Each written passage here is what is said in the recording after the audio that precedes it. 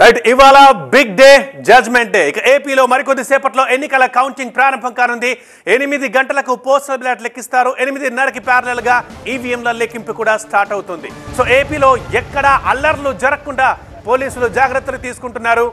ఆంధ్రప్రదేశ్లో మొత్తం 1985 సున్నిత ప్రాంతాలుగా గుర్తించారు.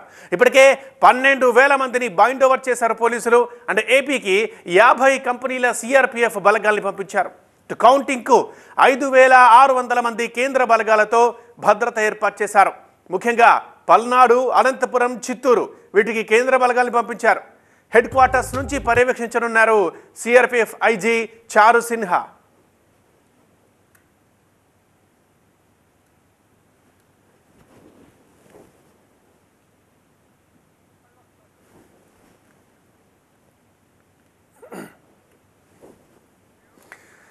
ఇక మరికొద్ది సేపట్లో ఎన్నికల కౌంటింగ్ స్టార్ట్ అవుతుంది. 8 గంటలకు పోస్టల్ బ్యాలెట్ లెక్కించడం మొదలు పెడతారు. 8:30కు ఈవీఎంల లెక్కింపు స్టార్ట్ అవుతుంది. సో ఈ నేపథ్యంలో మనందరికీ తెలుసు, పోలింగ్ రోజు అదేవిధంగా పోలింగ్ జరిగిన మరుసటి రోజు కూడా ఆంధ్రప్రదేశ్లో కొన్ని ప్రాంతాల్లో ఎలాంటి ఘటనలు చెలరేగాయి. సో ఇక రిజల్ట్స్ అప్పుడు అవి పునరావృతం కాకుండా ఉండేందుకు పోలింగ్ డే నుంచే పోలీసులు అలర్ట్ అయ్యారు. ఇటు కేంద్ర బలగాలైనా సరే, సిఆర్పిఎఫ్ అయినా సరే, ఇక్కడ పోలీసులు అయినా సరే అట్లాంటి ఘటనలు మళ్ళీ కావద్దని అప్పటి నుంచి అనుకుంటున్నారు. అందుకే 1కి 2 అంచెల భద్రత ఏర్పాటు చేశారు. ప్రతి కౌంటింగ్ కేంద్రం దగ్గర 3 అంచెల భద్రత ఏర్పాటు చేశారు. కొన్ని మరీ అతి సున్నితమైన సమస్యాత్మక ప్రాంతాల్లో 4 అంచెల భద్రత కూడా ఏర్పాటు చేశారు.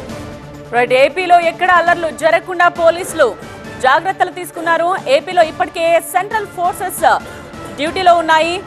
సో ఖచ్చితంగా ఇటువంటి అల్లర్లు మళ్ళీ రిపీట్ కాకుండా అందరూ అలర్ట్ గా ఉన్నారు. ఏపీలో 1985 సున్నిత ప్రాంతాలను గుర్తించారు. ఇప్పటికే 12,000 మందిని బైండ్ ఓవర్ చేశారు పోలీసులు.